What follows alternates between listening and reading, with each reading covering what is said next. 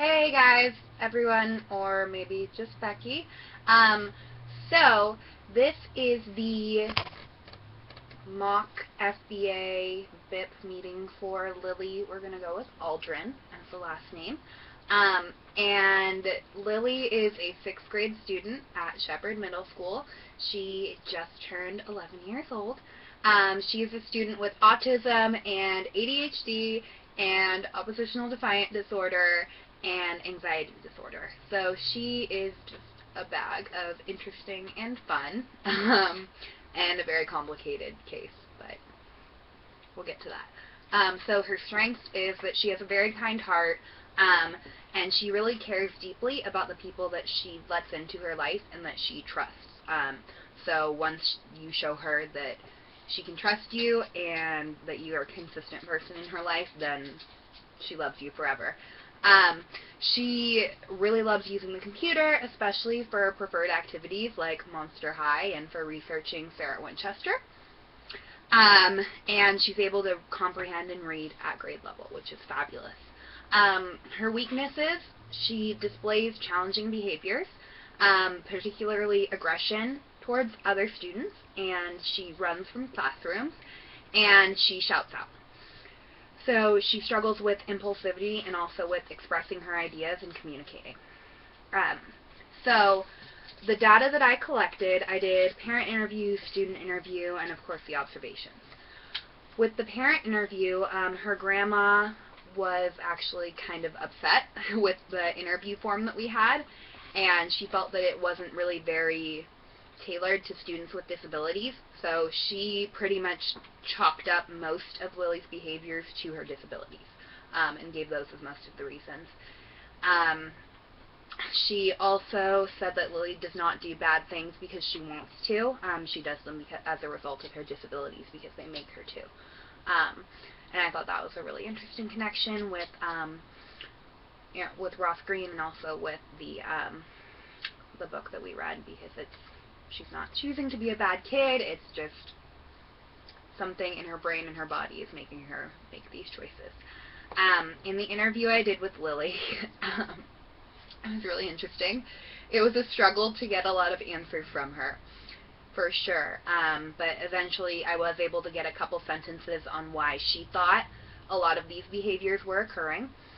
And so when I asked her why she hurt people, she eventually gave me because people were bullying me or because they were bothering me.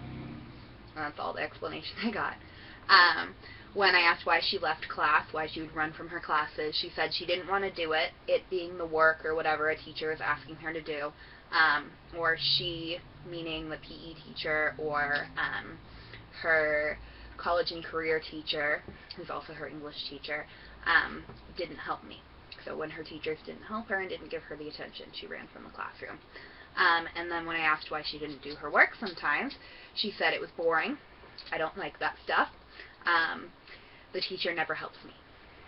And then when I asked why she collected rocks in PE, because that's one of her favorite things to do when she's in PE, instead of participate in PE, she just responded with, "I don't like PE."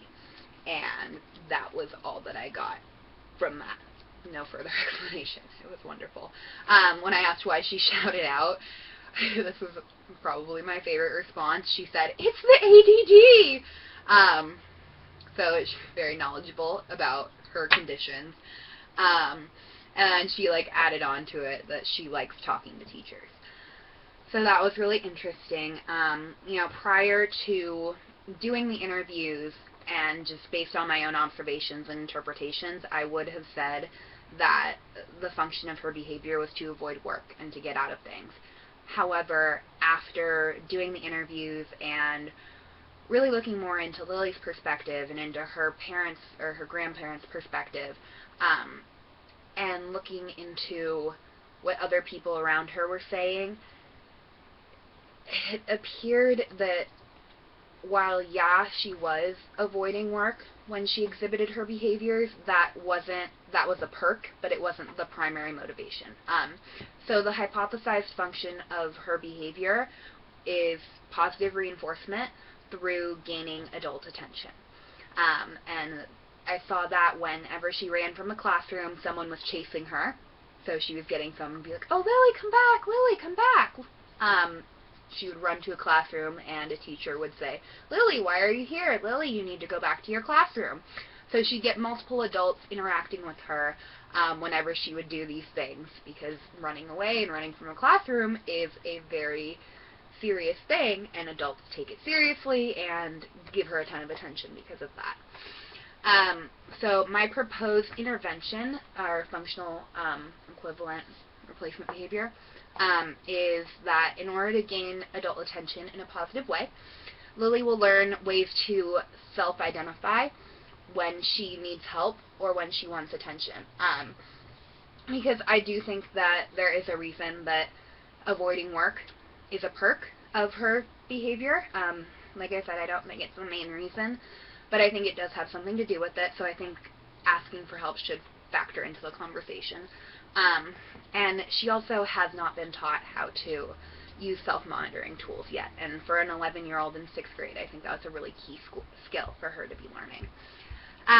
And so she will then let the teacher know how she feels, and the teacher will praise her for identifying that behavior, so she'll be getting the adult attention there. And the teacher will either help her if she's asking for help, or the teacher will give her a job where she gets teacher attention and teacher praise, so a pre-assigned job like organizing papers. And the update on Lily right now, she is doing a lot better than when I originally decided to have her as my student for the BIP project. She has a one-on-one para through the district, which is amazing. That's like the unicorn in special education. Like, she got a one-on-one. And that really has helped reduce the challenging behaviors, which definitely reinforces my hypothesized function that she is doing her behaviors to get attention. And because she does have the para and she is getting that constant adult attention and adult stimulation, the behaviors have drastically decreased. So that is fabulous. We're very happy. She's doing a lot better in school. She's doing a lot more of her work. Still not a lot of work, but more than zero. And right now the district is assessing her for emotional disturbance to see if she qualifies for special education under ED, and if she does, then they're going to hold off on doing the BIP because they don't want to do a BIP and have her go to a new setting and have all the behaviors be completely different. So that is where Lily's at today, and if you have any questions, feel free to ask me. Thank you. Bye.